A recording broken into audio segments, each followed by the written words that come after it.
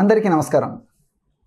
మనం ఈ వీడియోలో అతిమూత్ర సమస్య అనేటువంటి అనారోగ్య సమస్యకు సంబంధించి చక్కటి గృహవైద్య చికిత్స విధానాన్ని తెలుసుకోబోతూ ఉన్నాం.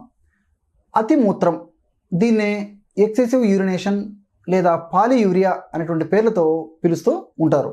ఈ అతిమూత్ర సమస్యకి కారణాల గురించి మనం ఆలోచించినట్లయితే నీరు ఎక్కువగా తాగడం, మధుమేహ వ్యాధి, కొన్ని రకాలైనటువంటి కిడ్నీ సమస్యలు, అదేవిధంగా మరికొన్ని రకాలైనటువంటి వ్యాధులు, మూత్రాల ఔషధాలు, అంటే మూత్రం ఎక్కువ వచ్చేందుకు కొన్ని రకాలైనటువంటి ఔషధాలను వాడుతూ ఉంటారు. వాటినే డయూరిటిక్స్ అంటారనమాట.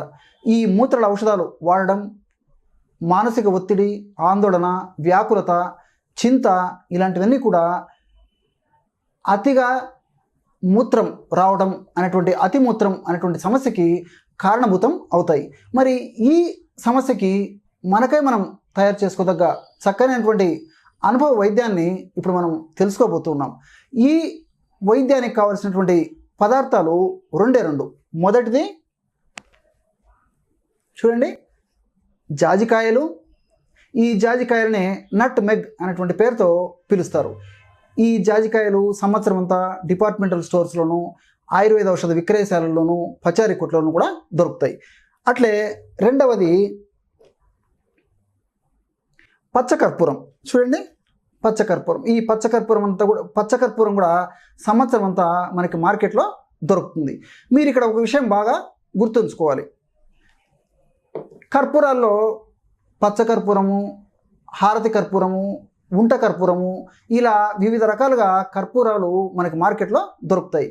కడుపులోకి వాడే ఔషధాన్ని తయారు చేసుకునేటప్పుడు ఎప్పుడైనా సరే పచ్చకర్పూరాన్నే ఖచ్చితంగా వాడాలి. ఎందుకంటే పచ్చకర్పూరము సహజ సిద్ధంగా మనకు లభించేటువంటిది, అంటే చెట్టు నుంచి. మరి ఈ ఉంట కర్పూరము, హారతి కర్పూరము ఇలాంటివి కృత్రిమంగా తయారు చేస్తారు. కాబట్టి సహజంగా లభ్యమయ్యేటువంటి పచ్చకర్పూరాన్నే మనం కడుపులోకి వాడేటువంటి ఔషధాల తయారీకి వాడుకోవాలి. ఈ పచ్చకర్పూరాన్ని భగవంతునికి నివేదించేటువంటి ప్రసాదాల్లో, తీపి పదార్థాల్లో వాడుతూ ఉంటారు. అలాగే మన ఇళ్లలో తయారు చేసుకున్నటువంటి మిఠాయిలు, స్వీట్స్ ఇలాంటి వాటిల్లో కూడా ఈ పచ్చకర్పూరాన్ని వాడుతూ ఉంటారు. ఈ ఔషధాన్ని ఎలా తయారు చేసుకోవాలంటే, జాజికాయలని దంచి చూర్ణం చేసి ఒక 20 గ్రాములు తీసుకోండి. జాజికాయలని దంచి చూర్ణం చేసి ఒక 20 గ్రాములు, లేదా మిక్సీలో వేసి కూడా చూర్ణం చేసుకోవచ్చు. ఒక 20 గ్రాములు అంటే ఇంచుమించు ఒక 4 టీ స్పూన్లు తీసుకోండి. ఇంచుమించు అంటే 1 టీ స్పూను 5 గ్రాములు అంటే 4 టీ స్పూన్లు, 4 5లు 20, కాబట్టి 4 టీ స్పూన్లు జాజికాయల పొడి తీసుకోవాలి. చూసారు కదా. అట్లే పచ్చకర్పూరాన్ని 1 గ్రాము ఆ చూర్ణం చేసి కలిపేసేయాలి. ఇంతే. జాజికాయల చూర్ణము 20 గ్రాములు, పచ్చకర్పూరం పొడి 1 గ్రాము.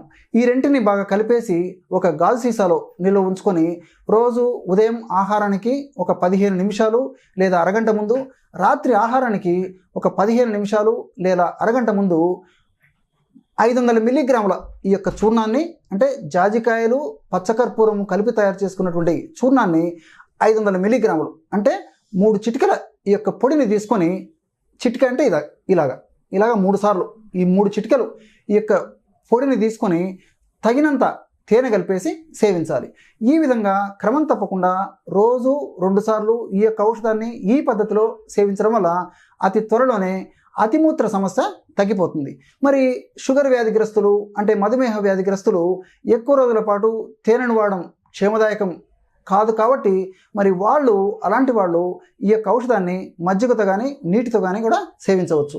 ఈ విధంగా క్రమం తప్పకుండా కొన్నాళ్ల పాటు ఈ యొక్క ఔషధాన్ని సేవించడం వల్ల మూత్రాశయ కండరాలు దృఢత్వాన్ని సంతరించుకొని ఈ బ్లాడర్ ఏదైతే ఉందో ఆ బ్లాడర్ మంచి శక్తిని పుంజుకొని ఆ యొక్క సమస్య నుంచి బయటపడేందుకు మార్గం సుగమం అవుతుంది. అంతేకాకుండా పైసా ఖర్చు లేకుండా కూడా మరొక ఔషధాన్ని కూడా ఇప్పుడు మనం తెలుసుకోబోతున్నాం. ఆ ఔషధం ఏంటంటే మామిడి ఆకులు. భారతీయ సంస్కృతి సంప్రదాయాల్లో భాగంగా వివాహాలు, పండగలు, పబ్బాలు, శుభకార్యాలు ఇలాంటి సందర్భాలలో మరి మామిడి తోరణాలు మనం ఇంటికి కట్టడం ఒక ఆనవాయితీగా, ఆచారంగా వస్తూ ఉంది. మరి మామిడాకులు కట్టిన తర్వాత కొన్నాళ్లకు నిరర్థకంగా వాటిని వదిలేస్తూ ఉంటాం. కానీ ప్రకృతి మాత అలాంటి మామిడాకుల్లో కూడా ఎండిపోయినటువంటి మామిడాకుల్లో కూడా చక్కటి ఔషధ గుణాలని నిక్షిప్తీకరించి మానవాళికి ప్రసాదించింది. ఈ ఎండినటువంటి మామిడాకులను తీసుకొని శుభ్రం చేసి మెత్తగా దంచి లేదా మిక్సీలో వేసేసి చూర్ణం చేసి పెట్టుకోవాలన్నమాట, జల్లించి. ఈ విధంగా జల్లించి ఒక గాజు సీసాలో ఆ యొక్క ఔషధాన్ని నిల్వ ఉంచుకొని రోజు ఉదయం ఒక్కసారి రాత్రి ఒక్కసారి ఆహారానికి ఒక అరగంట ముందు 50 మిల్లీలీటర్ల నీళ్లలో ఈ ఎండినటువంటి మామిడాకుల యొక్క చూర్ణాన్ని ఇంచుమించు 1/2 టీ స్పూన్ అంటే 2.5 గ్రాము వరకు, 2 నుంచి 2.5 గ్రాము వరకు కూడా ఆ యొక్క చూర్ణాన్ని ఈ 50 మిల్లీలీటర్ల నీళ్ళలో కలిపేసి సేవించాలి. ఈ విధంగా క్రమం తప్పకుండా రోజు 2 సార్లు ఈ యొక్క ఔషధాన్ని సేవించినప్పటికీ చక్కటి ఆశాజనకమైనటువంటి ఫలితాలు శీఘ్రంగా వెంటనే కలుగుతాయి. ఇప్పుడు చెప్పుకున్నటువంటి ఈ 2 రకాల ఔషధాల్లో ఏదో ఒకటి వాడుకుంటే సరిపోతుంది.